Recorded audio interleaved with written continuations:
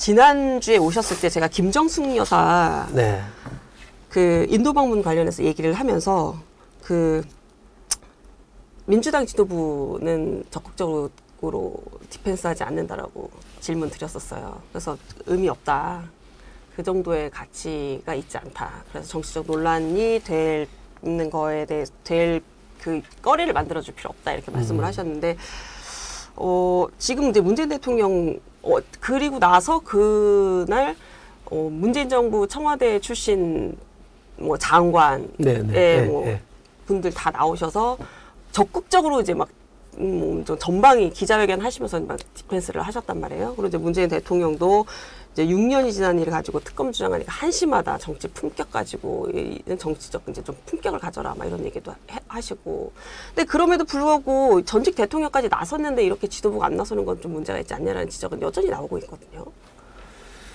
저는 당 차원의 대응은 꼭 해야 되는가 싶어요. 여전히 사안 자체가 그만한 사안이 아니다. 내용이 없다. 아, 그래요? 워낙 좀 억지스럽잖아요. 말도 안 되는 얘기를 하는 건데 자꾸 이제 장단이 맞춰서 막 서로 옳거니 설거니 하고 싸우면 싸움 자체가 커져버리면 내용과 상관없이 지켜보게 되는 거고 사람들이 뭔 일 있어라고 보게 되는 거잖아요.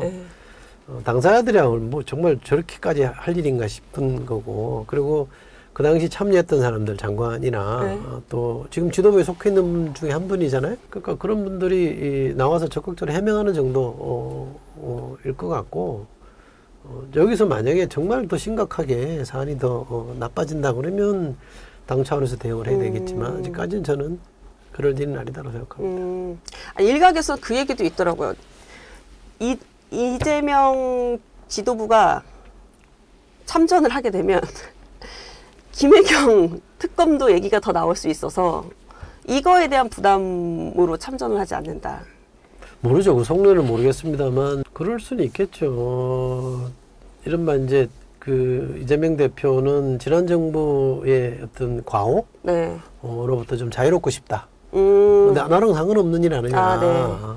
뭐 이런 생각을 기재에 깔고 있다 이런 말씀도 하시던데 그거는 뭐 모르겠고요. 저는 그 속내는 내가 잘 모르겠습니다만 꼭 그렇게 해야 되겠습니까?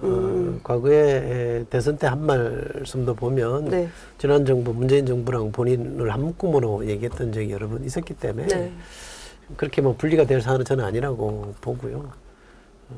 오해 여지는 있을 수 있을 겁니다. 다른 사안 이재명 대표와 관련된 다른 사안에 대해서는 당 전체가 일사불란하게 움직이고 예민하게 반응하고 기민하게 대응을 했는데 왜 지난 정부 일에 대해서만큼 이렇게 좀 미온적이냐 그러면 두 개를 좀 다르게 대응하는 거 아니냐라는 비판이 나올 수는 있죠. 그것도 뭐 모르진 않을 것 같은데요. 김건희 여사 이제 다시 공개행보를 시작했어요. 아까 말씀하셨는데 윤 대통령 이제 뭐 오늘 순방 탄탄탄 탄탄탄이라고 예, 탄탄탄.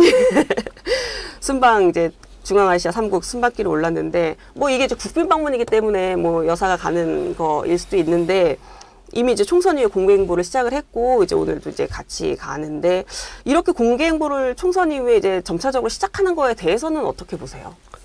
해야죠. 뭐 언제까지 숨어 있을 겁니까?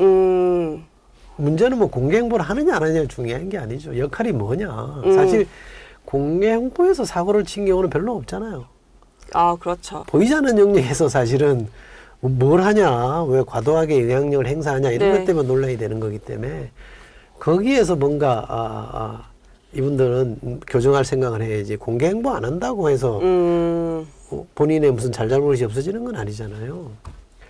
그러니까 사람들이 별로 보기 싫어하니까 안 나타난다 이렇게 생각하면 너무 이제 1차원적 생각인 것 같고 영부인 이상, 영부인 하나의 제도인데 그잖아요. 뭐 헌법에 명시된 제도는 아닙니다만 어쨌든 역대 영부인들이 해왔던 역할이 있다 그러면 그 역할을 어느 정도는 하는 게 맞죠. 그리고 외교상으로도 필요하면 해야죠.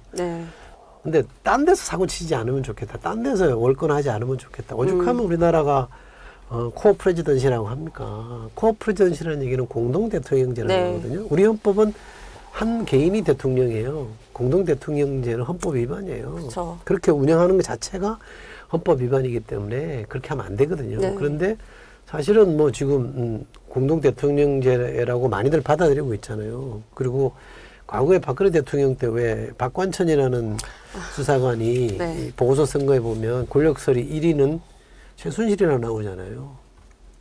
지금 만약에 아마 그분이 보고서를 쓴다면 어떻게 쓸까요? 크게 다르지 않을 거라고 저는 생각하거든요. 그러면 이걸 바로잡아야 되는 거고 인사든 정책이든 네. 여기에 관여하지 못하게 하는 게 중요한 건데 거기에 대한 조치들은 아무것도 안 하잖아요. 나가서 하시는 건 뭐 열심히 하시고 제발 좀 그런 일 눈에 띄게 사람들이 이렇게 보여지는 데서 열심히 하는 걸로만 만족해 하시면 좋겠다.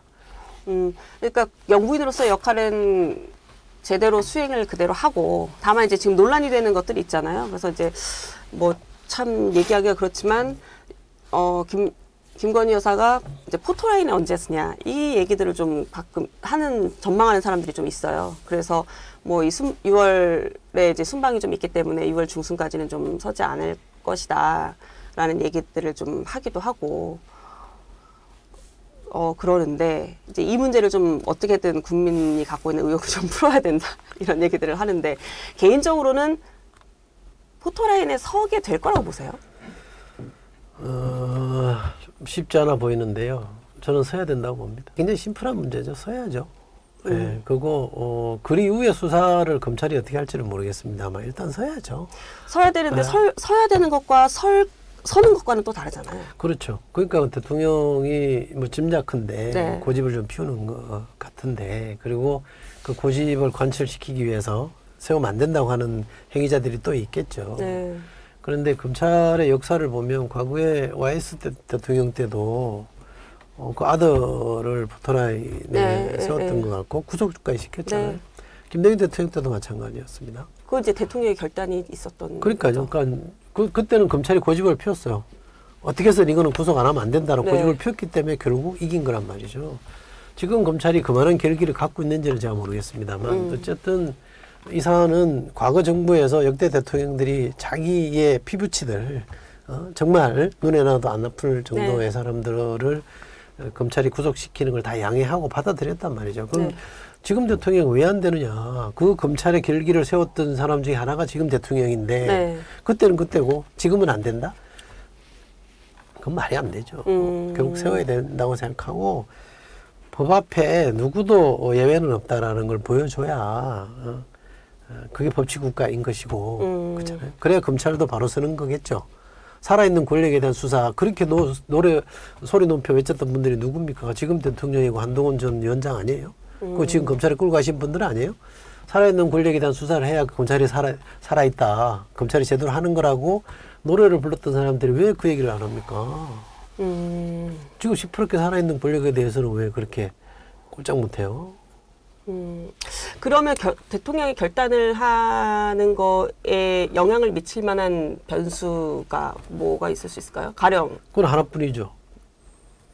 그 배우자의 결심밖에 없죠. 배우자의 결심. 지지율 이런 거는 별 의미가 없을까요? 꼼짝도 안 할 것 같은데 제 그래요? 생각에는. 그냥 왜냐면 선거도 없잖아요 이제. 그냥 오로지 배우자의 결심. 나 나갈게 이러지 않는 이상은 안 움직일 것 같은데요.